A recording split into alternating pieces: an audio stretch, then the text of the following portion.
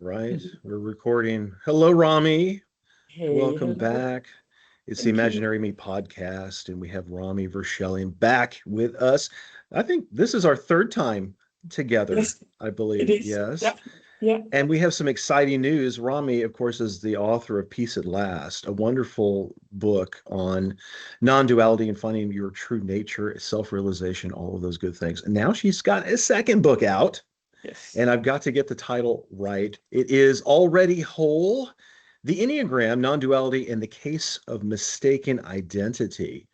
Is that book already out, Rami, or do we have to wait a little bit for that? End of August. So it's out for pre-order Okay. on Amazon. We can put the link maybe in the description so that you Hmm. can find it quickly, but it will be published on the 10th of August. It's going to be the Kindle version and the paperback, both. Oh, fantastic. I Yeah, well, managed that's just I like managed the around the paperback. corner. This is Yes, it the is. 31st of July we're recording this, so it's not too long in the Correct. No, future. it's not too long. It's not too long. And I'm working for the German and Dutch audience. I'm working on the translations because I speak these languages anyway. Hmm. So it's not going to be an AI translation. It's really my own words, my own voice in German and in Dutch. But it takes a bit more time, but it will come. Oh, fantastic. Yeah. That's wonderful. Yeah. Yeah. You slipped me a preview copy and I read through it. It's, yeah. And I confess I don't know that much about the Enneagram, but I know that I'm type one. Hmm. Uh, and I read through the various types. It's amazing how it it pegs the personalities so well. And I say, yeah, the imaginary character of this character here, I could see, yeah, type one, that fits. You know, a lot of things about that really meshed well.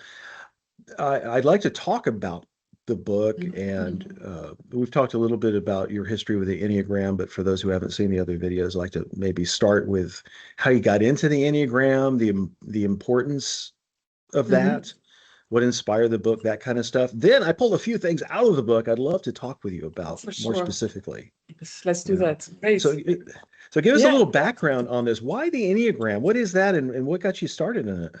Yes. So what got me started was the spiritual search I have been on for 20, 25 years, I think. And it already started at a quite young age. And through all the kinds of stages that you go through uh, on the search in general, I met Gangaji and Eli. You know, those are two spiritual teachers most people, Yes. I think, know. Eli was my gateway drug, so to speak, into the Enneagram. And because Mm. I already trusted him and them in terms of non-duality, I thought, okay, let's try it. And I went to an intensive in Amsterdam. They were visiting back then. And I think half of the first day, it and everything dropped. Like, how could I not have seen this before? That's basically what happened. I couldn't unsee it anymore. And I just saw how universally it matches. It's just a universal truth. It's just that the Enneagram types are every time exactly the same, regardless of where someone is born, religion, culture, doesn't It's matter. cross-cultural as It well. is That's cross-cultural, interesting. totally. And I've been doing the Enneagram workshops or trainings for 15, 20 years now. And done them with Americans, English people. I have been to the Philippines because I also did it as part of my work. I worked for KLM before, the airline, and also my current job. So truly, the biggest variety of nationalities and culture you can imagine. And it always works the same. So all 9 types, and it is more subtle than 9 types. It goes way further with arrows of integration, disintegration, wings, health levels, etc. But if we just start a little bit with the 9 types, those are always the same. And it means it's a definition of happiness, life, and health is Hmm. what you want to get. And the definition of unhealthy illness, suffering, and death, that is what you want to avoid.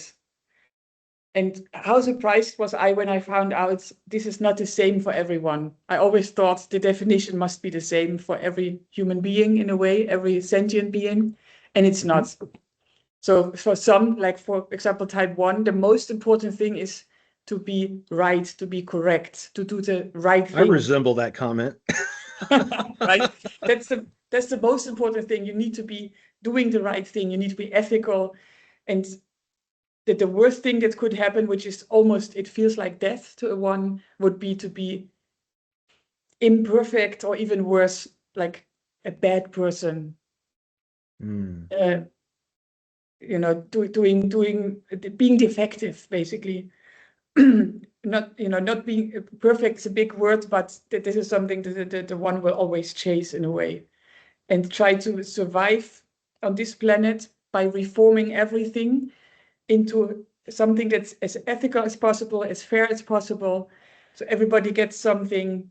It's all fair, it's all equal, and basically wants to do it through order, law, procedures, processes, some sort of organization and structure, and that if everybody would follow that, then if they would just do what I wanted, everything would be great. It would be so good if everybody would be like that. It would be. That's what I tell people. It would be, but then people are people. People, they are chaotic, they are selfish, they are lazy, they are unpredictable, and that causes the one to feel impatient, irritable, disappointed, actually angry, but then you can't show it because that's not the right thing to do. Well, and that's just one example. Other types, they have safety. They feel they first must feel safe and secure, and then they can open up to love, to a career, to success. Those are also nice things to play with, but first you have to feel at ease, you have to feel safe. For another one, success is the number one. Anything else comes later. Family comes later, free time comes later, vacation comes later. First, success. Respect me, acknowledge me for what I produce, for what I manifest, what I put into this world. That's the most important thing. And losing your status as being successful, or your title, or your job, whatever it is, that feels like death. Well, I could go on and on and on. Autonomy is another one. Independence, fun, not being stopped, exploring. It sounds like it covers every aspect and dynamic of the human experience. Yeah. But you wrote something piggybacking off what we're talking about. I underlined something here. You said that the 9 types are not 9 kinds of people. They are 9 kinds of forgetting. Not people, they're 9 types of forgetting. Could you unwrap that? I thought that was a very powerful statement that you put at the very beginning of the book. Yes. What does that mean, that they're not people, they're types of forgetting? Yeah. It means that what we are in essence, and that's exactly where we meet non-duality, that is impersonal awareness. It's alive, timeless, delicious, joyful awareness. That's what we really are. And in order to experience ourselves as a body, mind, or as a person, as a human on this planet, don't ask why we do that. I don't know.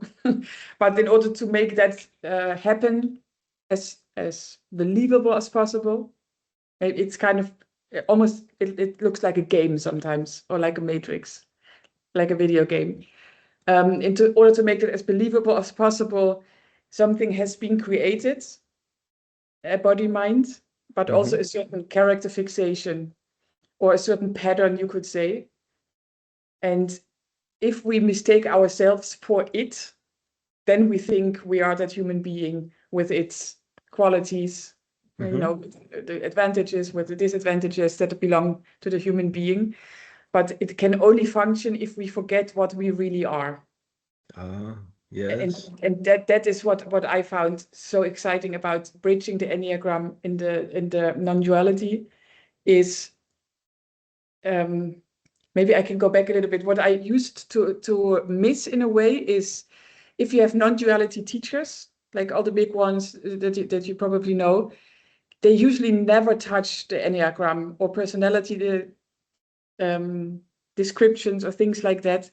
No, I've never heard them talk they about don't it, immediately actually. say, oh, this is identification, then you're going to talk about the ego, and you will look at individuality, and we're beyond that, and we don't go there. That's one side. And on the other hand, you have the Enneagram.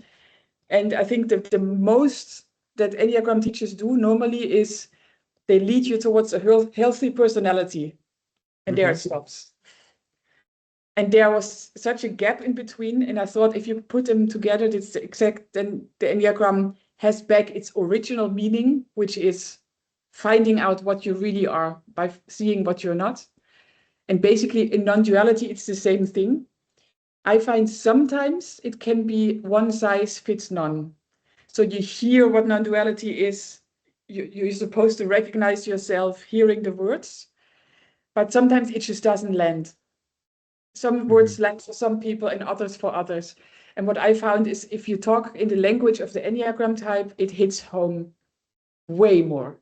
It's almost like a tailor-made hand reaching out, helping you, out of the hole we've been digging ourselves innocently by believing we are that person.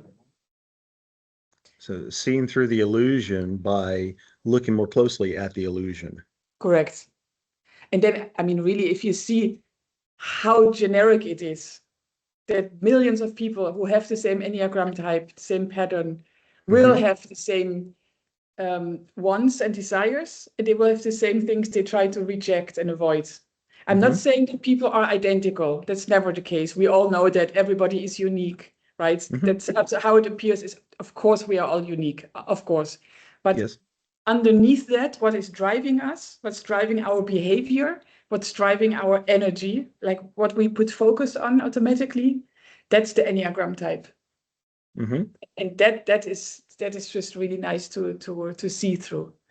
And well, the hilarious thing is you're the first author in the non-dual world that I've been exposed to who's gone into the Enneagram.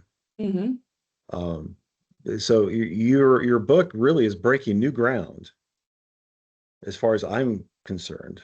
It's exciting to see that. Yeah. And I do know why some non-dual teachers may not want to go there because of what you said. We're dealing with the ego, the personality. We're trying to see through that. But one thing I've always had an issue with is when they try to avoid talking about the personality and the ego and things like that as is something to like get over. That's a problem to solve. Yes.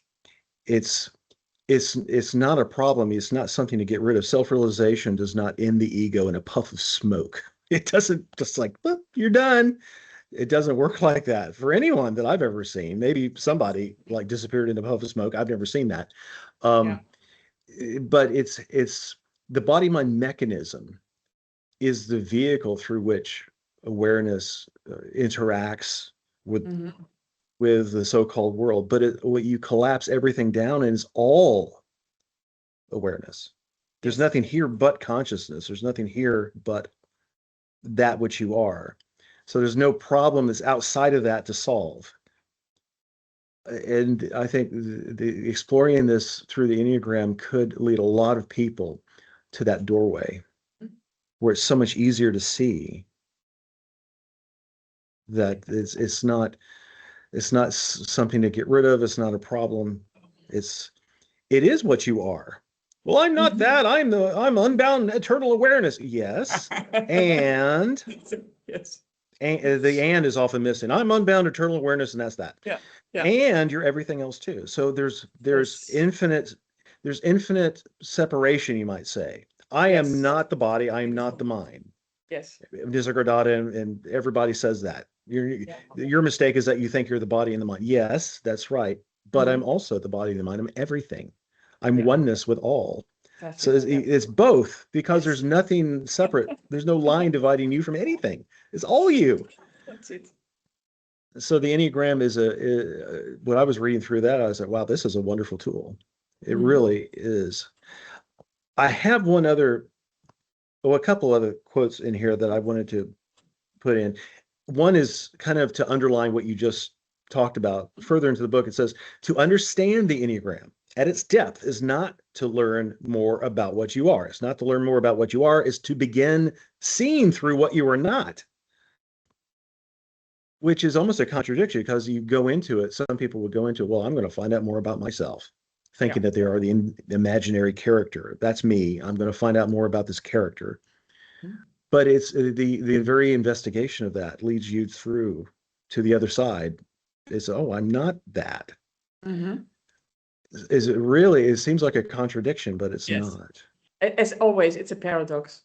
It's a paradox, and Yeah. I'm thinking that I'm hoping that people who are into the Enneagram and the people who are into non-duality Mm-hmm. will see that bridge and connection, Yeah. because you're the first. I'll say it again. You're the first I've seen to point that out, that there is a bridge. Um, so you've worked with many people Yes. on the Enneagram and non-duality. Yes. Have you found success? Have people realized their true nature working on the Enneagram with you? They kept it thanks to it. So Hmm. in my experience, to realize the true nature in general can be done without the Enneagram, for sure. Hmm. However, the very famous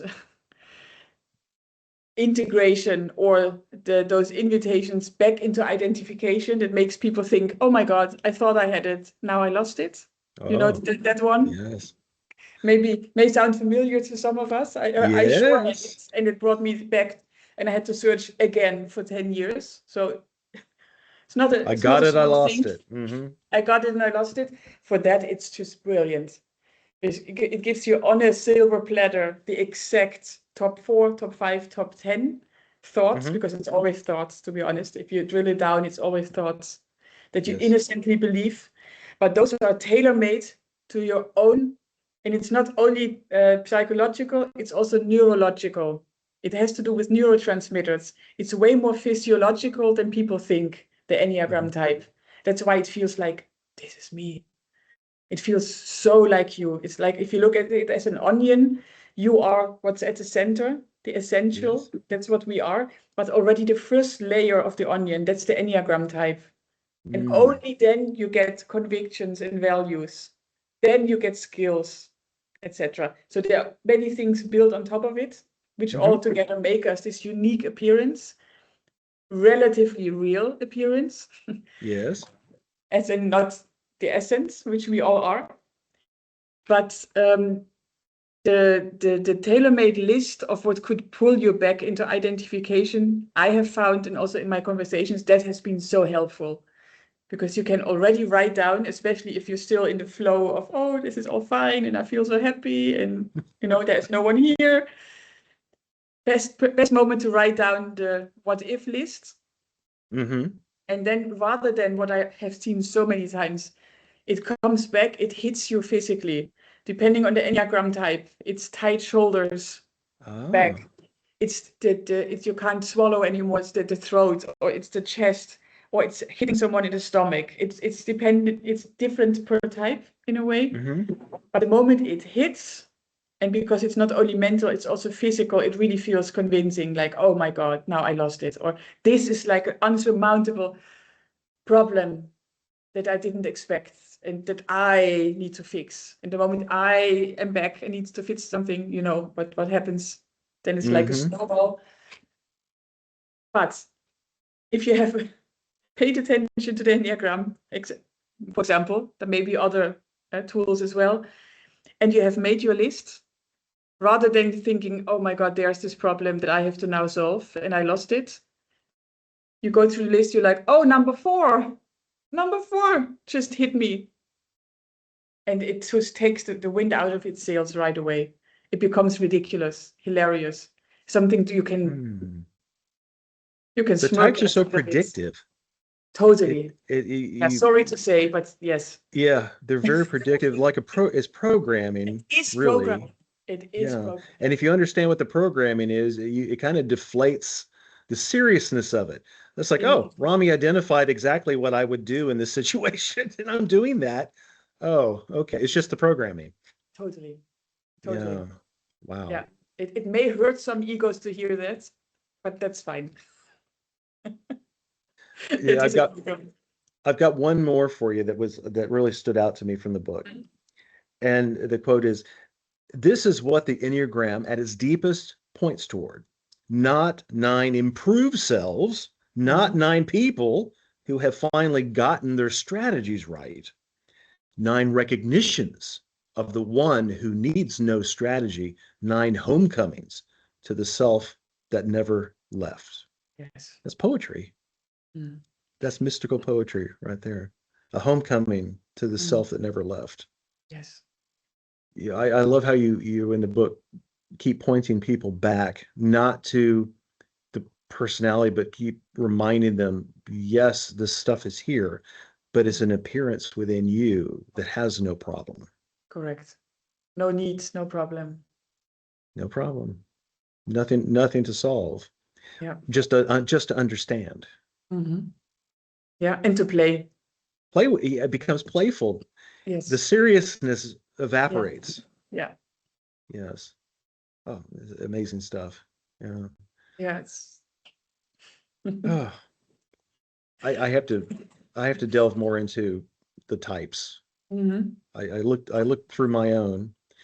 I wanted to ask you though, when you take an Enneagram test, they give you they rank them all. You're not like never a type. There's this mixed in somehow, right? At least the test I took says your primary type is 1, Yeah. and then it gives you a list of the others in descending order. Um, how do you should people just look at the first type they get? So I'm a type 1, and even though you're just a few points above the Mhm. next type, yeah. How do you Yeah. correlate the different types in that mix That's that you're actually given? why I'm usually not in favor too much of online Enneagram tests. In Okay. general, Enneagram online, I wouldn't go because it's like a tailored, Oh, like a sort of parlor trick, some kind of, oh, really? Oh dear. Maybe Most I'm not are, type 1 then. most are. The only one, and this is really, I'm not being paid for this at all, but the best one I've ever found is the one from Rice or Hudson. Those are 2 guys who wrote lots of books, also The Wisdom of the Oh, Enneagram, etc. And they created a fantastic algorithm on their website, enneagraminstitute.com. And oh, it okay. does cost a bit of money. It's Hmm. $20, I think. And it's 45 minutes. It's 144 questions, but you can't Mm. cheat your way out of it. You know, Oh, some types they socially prefer to have maybe another type. They want to, be the leader or be the. Many people want to be the one. Actually, they want to be the reformer or the perfectionist. And most Enneagram tests, if you fill them out in a sort of desirable way for what you would like to be, that will be the outcome as well. And oh, Rice or Hudson, that test, I mean, 95 to 98%, it's always correct. So that's why I prefer this one. But I have noticed at some point I started giving everyone that test before our Enneagram intro group session. hmm. And again, certain types, because it's predictable, certain types, as soon as they had their result, were no longer interested in any other type. So they got into this tunnel vision of I'm this number, and I can't wait for this number to come up finally in the training Oh, because I want to hear all about me. And I'm always like, but your neighbor, your partner, your children, your colleagues, they are probably all the other types. I don't care about those people. No, no, like I want my type. But they Right. also closed the possibility of maybe having been mistyped because it could Mm. always happen. So now I'm not doing the test anymore beforehand. What Okay. I do, and what I would recommend, not only in the book, but maybe also if people watch videos of Enneagram types, if they go deeper, is to use elimination. So you really get to meet all 9 types, and then you do not this, not this, not this. And Hmm. then usually you're left with 1, maybe 2 types. Okay. It could be it. I think that would be the best, and a good clue to know it. It's not only that you recognize certain features and qualities of the type, but especially oh, not that shit. Like the moment of, oh no, I didn't shit. Do people I know didn't that want I to be think that one. that? Like if that also happens, you found a type. Something you thought is really totally private, nobody knows, something not too proud of. If that's also there, you found the type. And what I wanted to say with the top so many, because you have indeed a whole number, you have the number 1 and then all the others that came close. What Hmm. it usually is either your wings, so the numbers before or after your number, So Okay. if you're a 1, it could be the 9 or the 2 that could be quite high. And that would mean that you have a lot of influence from your wings. And the wings, I can explain later what that is, but that could be it.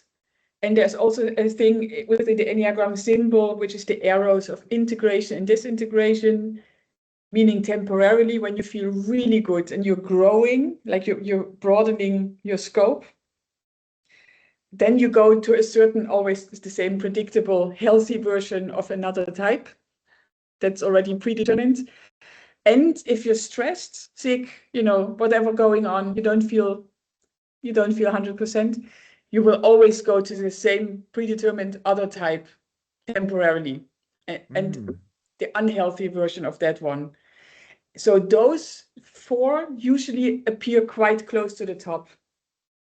So normally the number 1 is indeed your core type, and normally all the others are appearing a little bit close most of the times. But it's with the neurotransmitters, for example, it's going so deep. There are 3 types that have a lot of dopamine. They are the go-getters. They know what they want.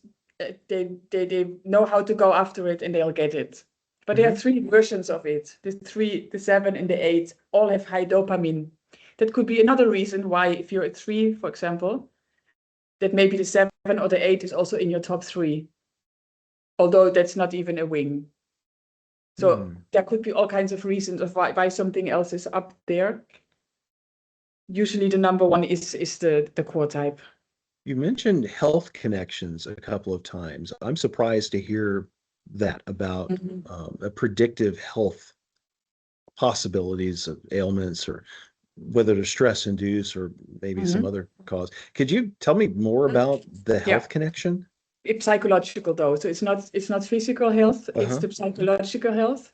Different so if we take stressors. number 1, yeah, exactly. If we take type 1, for example, since we were talking about it already, the reformer. So if the reformer is happy and goes towards the growth direction, the arrow of integration of the 1 is the 7, the enthusiast. And you can see in a healthy 1 in general that they are more happy, more outgoing, more optimistic than the regular 1. Because the regular 1 they can be rigid because they're suppressing certain impulses. For sure, they suppress anger because that's not something you should be showing. But 1s can also repress spontaneous laughter, like you can't laugh too loud, or tears, something like that. Okay. So they can be a little bit rigid, stiff in the body. Teeth grinding could be going on. And the more at ease a type 1 is, the more healthy they are, the more welcoming to life. And that's the same for every single type. You become more welcoming to life, the more detached you are from your Enneagram ego trip, from the pattern.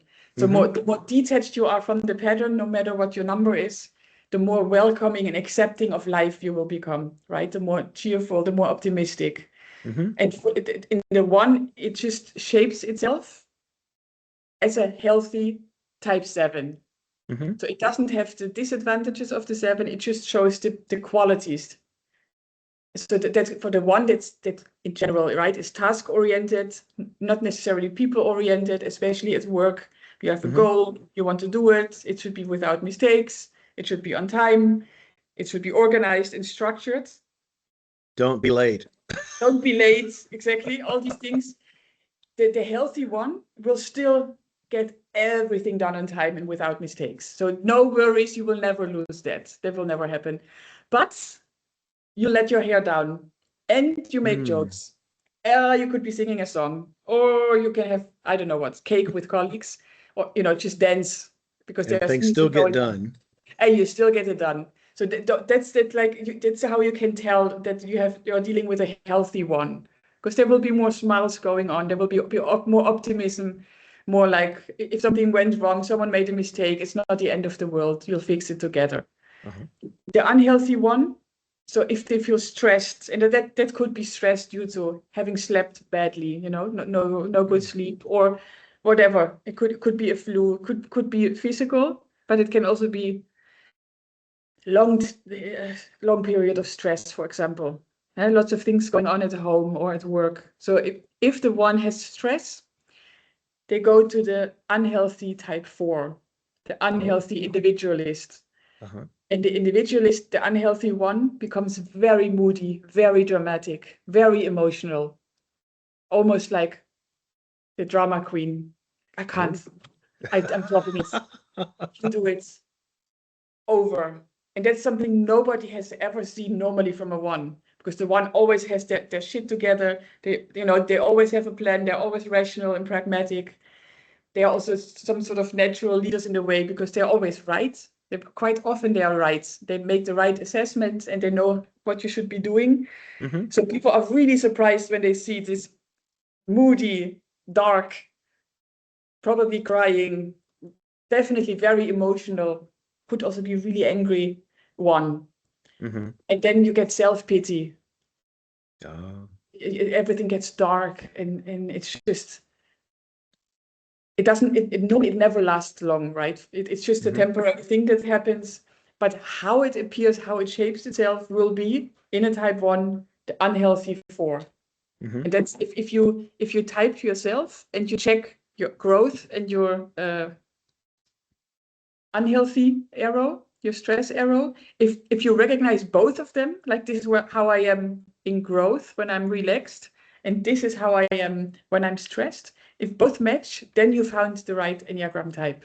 So this is like an additional test to really make sure if you found it.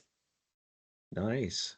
Yeah, you talk about a healthy response versus the unhealthy. And I love in your book that you unwrap that in terms of self-realization as well. You give a few examples of someone who is self-realized Yes.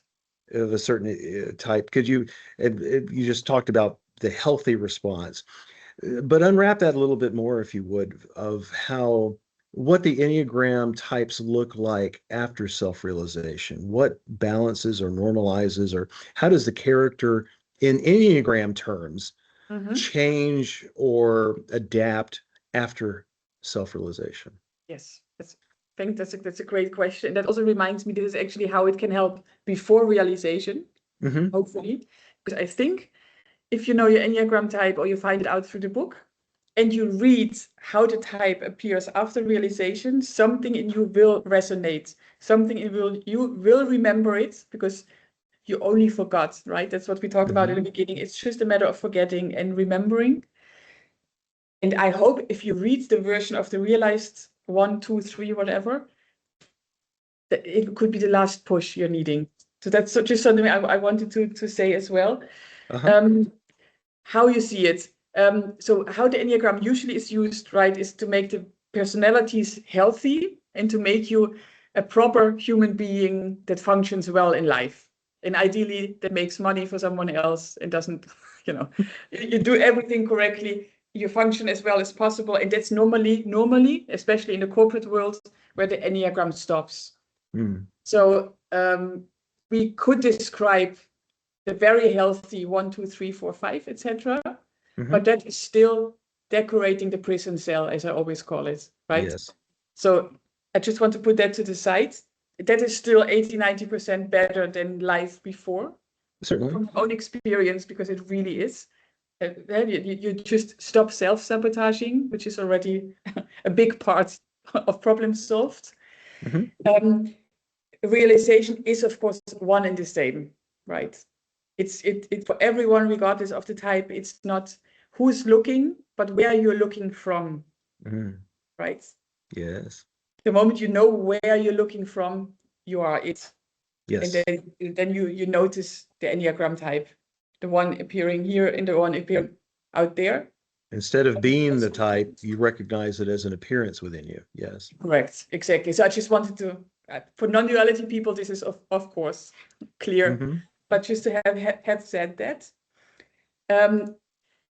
To give a bit of a breakdown, if you go through all the types, how they could look if they are self-realized. So type 1, for example, and it's kind of difficult if people don't know all the types yet, and I don't want to, it will take too much time, I think, to explain the entire 9 spectrum, but roughly, and permit me to stereotype a bit, because if you don't have much time, you have to kind of do that in a way. Certainly. So where the one can be rigid and can be very difficult in taking feedback, because they already have this inner judge judging them constantly. Like they do something and then they get this wrong, could be better, should be better, etc. The last thing they need is anyone from outside to give them any input or feedback. So that's one of the most painful things for the one, and they normally are not really good at dealing with it. They get very defensive. So a self-realized one goes through life in full serenity. So what basically drops is this: I am responsible to make the world a better place. If I don't do it, who will? So where the natural focus of the one is to fix whatever is not right. Could be a mistake in a PowerPoint presentation. It could be the haircut that's not completely correct, or clothes that are not ironed. I mean, I know so many ones that don't let their children go to school unless their clothes are perfectly ironed. Like, it's so funny. But every single one has told me that, like, this is a no-go. I can't. Well, these are just little examples, but all of that drops. And it's the realization that everything is already perfect. The sense of nothing wrong, this beautiful realization of nothing wrong. And again, no worries with realization, you do not lose your unique qualities. So the one will still be doing a really good job at whatever they do. They will be still the project manager that everybody wants to work with, because that quality never gets lost. The machinery functions more smoothly. Yes, but you don't have to do it anymore. You can lean back and you can let the one fix it for you. Really nice. Fantastic. So you also never lose all the functions of the mind, right? The memory, the analytical skills you have, all of that, everything you've ever learned, you still have it. So no It worries. actually gets better and easier. Better. It gets better because you don't use up all There's the nothing effort. in the way anymore. The machine Correct. runs well. So you're so much more proficient. Oh yes. So true. So this is an example of the one. So you will see serenity. Finally, they can relax, because otherwise they can never relax, because people are still not perfect and nobody meets their standards. The world is still chaotic, unpredictable. Many things happening that should not happen. And it's not that you deny that this is going on, right? But that's always the non-duality question, right? Will you be sitting on the couch drooling because you realized yourself? No, you won't. So that's the same also with the one. But if things happen, if changes happen, if an action happens, it's coming from peace, from, oh, I could do this now. I could do the dishes. Oh, that's nice. Rather than, why didn't he or she do the dishes? It wasn't my turn. Or they did it wrong. Type 1 in dishwashers, another thing. Like, nobody ever places the things in the dishwasher correctly according to the standard of the one, so they always have to do it again. So that's one. Type 2 is very much into needing love. They spend their entire life getting love back, because they feel very deep down, unconsciously, that they are not worth it. That they are, maybe if people really see them for who they are worthless. So what twos do, they look outside and they hope, if I give, and if I give as much love as possible, hopefully, somehow, maybe, it will be reciprocated. And I will feel loved again, because I love it. What a tragic way to live. It's very tragic. It's all unconscious. You will not see it at first glance, because if you look at the type 2, the helper, you think, oh, they're usually optimistic, cheerful, high serotonin. People that they connect easily. They're very charming, very loving, very helpful, and they appear to not need anything, because they always focus outward, always on the other, always you first. How was your weekend? How is your relationship? How are you feeling? And if you pay attention, you will see they never talk about themselves. They will give all their love and effort to others, but secretly, of course, they hope to maybe get something back, or that at least people can't be without them anymore. That would be the payoff. You can't live without me. Nobody knows you as well as I know you. Nobody knows what you need as well as I do. that's the other part of the tool. It is going way further than what I'm saying, but I'm just scratching the surface.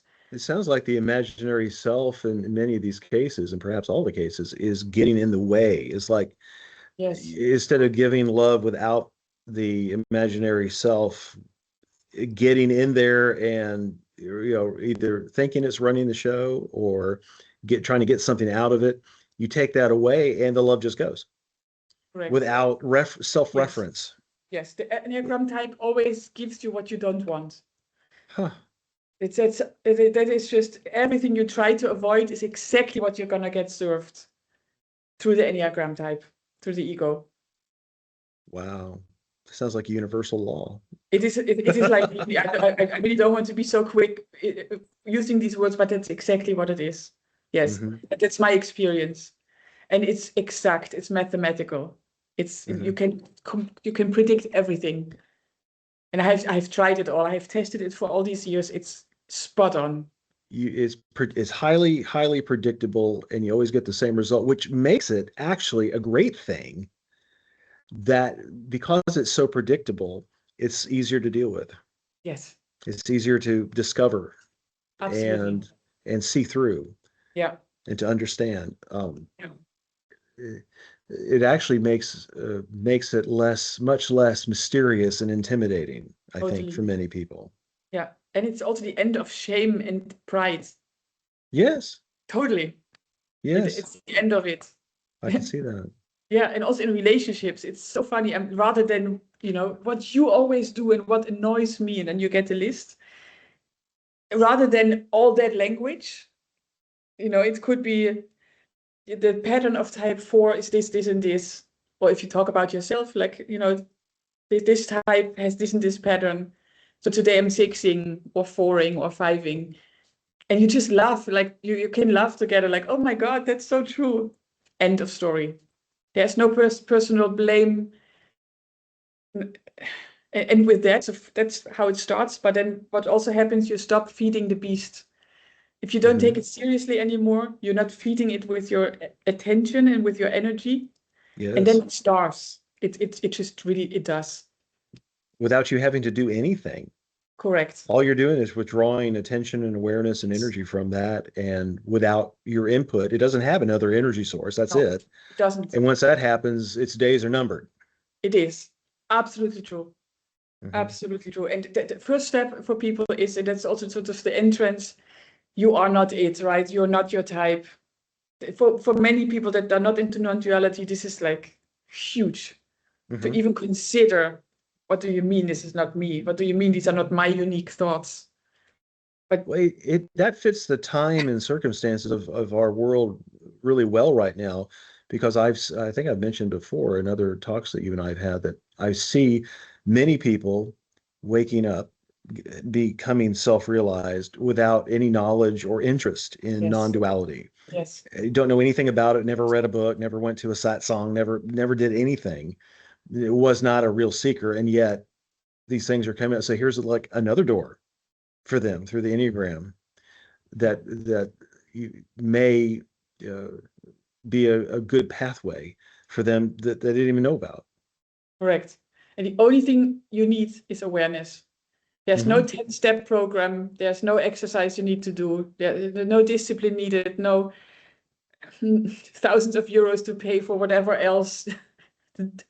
Check your dark, your shadow, or all of that. It's all packaged nicely. You can all put it on a shelf if you like, because it's all there in the Enneagram type. The only thing you need is to see it for what it is and see who's looking. Who's looking? And you ask those questions. You have a set of questions in there. I think that's similar to one of them. I remember. Yeah. Who's looking? Who's looking? What's in there? Yeah, the end. That's And the it. beginning. That's it. And the personality type then is freed to be the happy Oh, yes. and the fulfilled Yes. personality type and to Yeah. function Yeah. in a more healthy way. Yes. And they're all And it doesn't beautiful. mean stress doesn't come up, but it's seen for what it is and Right. it's dealt with. And there you Yeah. go. There's no strain. Yeah. Yeah. Depending on your own Fantastic. preference, you could see it as a car brand, like everybody is born with a certain brand of car. Hmm. It never changes. It's also important to know you're born with your Enneagram type. It is in your DNA and it does not change. So it's not Hmm. nurture, it is nature. Uh-huh. But you can upgrade the car. I don't know. So that's something that sometimes is like a helpful metaphor for people. Uh-huh. But also you could see it like different flowers in a garden with the different colors and the different fragrances and the Ah, different yes. months in which they bloom and how they appear. It's exactly like that. And I truly mean this. Every single type is beautiful. Like there is not Hmm. one that's better than the other. It's so beautiful if you can just enjoy them like your own, but all the other types as well, and you just play with it because the possibilities um of of skills is they are also unlimited. Mm-hmm. So within your type, you can go, I don't know how far, and make whatever happen with the qualities and skills that are inherent already in this type, if you know what I mean. The only thing is if you don't combine it with realization, again, you have a beautiful mansion, You can take it to mental success, a certain right? stage, I Yeah, suppose. totally fine. Be But better functioning, a yeah, little bit yeah, happier, yeah, a yeah, little less stressed, which yes, is nice. I mean, there's nothing wrong totally. with that at Yeah, all. yeah, But yeah, self-realization married with that would yes, free up the personality type to blossom like yes. the flower, Unbelievable. even more so. Even more so. Yeah. Yeah, Wonderful. yeah. So how when people are reading your book, it's pretty much self-contained, and you gave us a good hint on who to go to for a test Mhm. in that. Did you mention that in the book as well? Yes. Where to get? Okay, The link is in the Kindle, so I you don't can read. just click on it, and in the paperback Mhm. you can read it, Oh, see it. fantastic. Yeah, That's great. yeah. I know this is going to be a big hit. It it had when I was reading it, it had a certain energy quality to it. You know, whenever you read a book by Yeah. someone, the presence of that, Mhm. there's a quality there that you can Yeah. detect. I'm so happy to Uh, hear. I if you're can't see that. sensitive, I detected that Yeah. in this book. I was going to say, well, I like this better than the first book, but I that would Mhm. be unfair because it's a different topic. But Mhm. it really resonated. So I'm going to read it again. I'm going Yeah, to have to so read it happy again. to hear. It's Really, great. this was what I was feeling. That's why it had to be written. Hmm. There was Fantastic. something there. There was something there. Yeah, and yeah. Ah, fantastic. Well, is there anything else you'd like to tell us about the Enneagram, the book? What's going on with you? It's so cool. Like what's going on? How are you doing? That's always so funny because how else could it be than totally fine? Which is that's the most important thing I have to say in life. I mean, we're still talking about the relative. I get that Hmm. because in reality, there's nothing to do. There's no doer, and it is fine. But if you look at the relative appearance of us, Hmm. it's my for now, and it may change. It's my experience that the most important thing is realization, and then where it appears to help others realize. There's nothing else more important. And I always felt it when I was growing up. That was the thing I was looking for. That was the missing link. Hmm. There must be something there. And even if it's not there, at least I know it doesn't exist. But I needed to find the truth. And having seen this, I still have to say whatever else, even if it's family, love, money, relationships, whatever it is, I think it's like a second part in the playground, which is kind of nice, but it's never fulfilling. It never is. And I think that's the passion. That's what's driving this as well. So there's no need to talk about it's the same for you, I think, I'm sure. You don't really Hmm. need to talk about it. It's fine as it is. But if there's anything where you put time and energy and focus on, it's probably this. And that's the experience. And I hope also that we can get that through the book as well. One thing is to realize your true nature, but to be present when someone else sees it is even better, I think. Yes, it I don't know is. why. I don't know why. And it just starting with self-realization. That has to be the foundation. Yes. And it's so easy.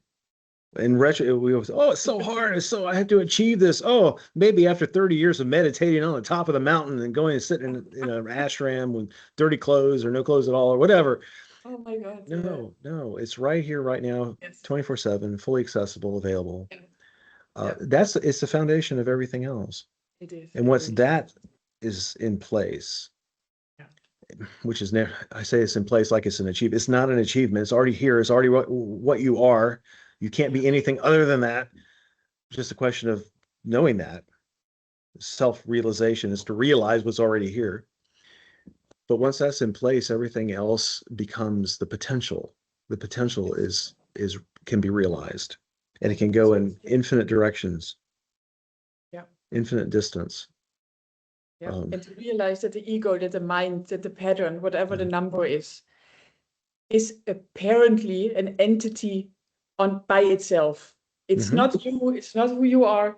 Its only point, in my experience, is it wants to survive. It wants to stay relevant. It's And very it can much like an only entity, do isn't it? so. Yeah, I think so. And if it is or it isn't, I don't know. It appears like it. And because it wants to survive and it knows based on your Enneagram type exactly the hook where it gets your energy, where it can, hook onto you and absorb your energy. That's also why you feel so drained afterwards. If you fell into another one of those ego traps, right? And they are all predictable based on the Enneagram, but it just feeds off of you. Be aware of it. The Enneagram will show you the tailor-made appearance of how it will look, this pattern. And then the only thing is don't feed the beast. Don't touch it. It gives you a plan, like a map for what's Yes, going to happen. Here's the correct. things to look out for. Yes, Be aware of these strategies that it's using to pull yeah. your energy back in. And when it happens, you just go, oh, there it is. It's trying to pull me Voilà. back. That's it. No, thank you. That's it. That's exactly it. Problem solved. That's exactly it. Or like I Yeah. always say in the hotel, the buffet, if you're in the morning, you choose your breakfast, you have bacon, you have eggs, and you have fruit. You don't feel personally insulted if cheese there. You don't Right. react to it. It's like, oh, there's cheese. I didn't want cheese. What's going on? Cheese is pulling me back into identification. The only thing you do is, oh no, pastry or no, scrambled egg. And you choose that one because you're the sovereign being. You are the That's right. awareness that can choose. And that's what this is. That's all it is. And I really hope this helps. I drilled it down to the very details of every pattern. Yes. Hopefully, because it should be really recognizable for everyone. You know what not to touch. Fantastic. Yeah. Very good. Yeah. Well, is there anything else you'd like to discuss before we leave? That's a very good note to end on. Rommy, it's been a pleasure again to speak with you. I hope we can continue doing this. Oh, yes. Yeah, I think so. This is so nice. Yeah, I think we should be doing this. And for those listening, pick up a copy of Rommy's book, which is out, at least in the United States, on my Amazon, August 10th. So I look forward to getting that. Thank you so much, Rommy. Thank you. All right. See you soon. Bye-bye. Take care. Bye-bye.